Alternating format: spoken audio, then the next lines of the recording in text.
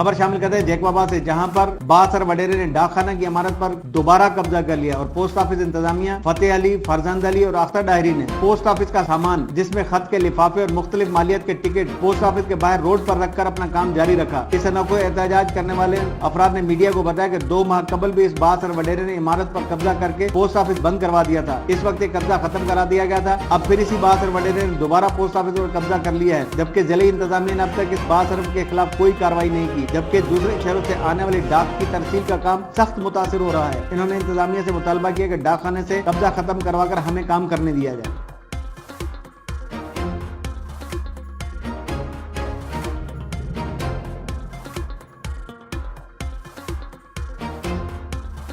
मजीद खबरों और अपडेट्स के लिए देखते रहिए हमारा YouTube चैनल HRJDO न्यूज।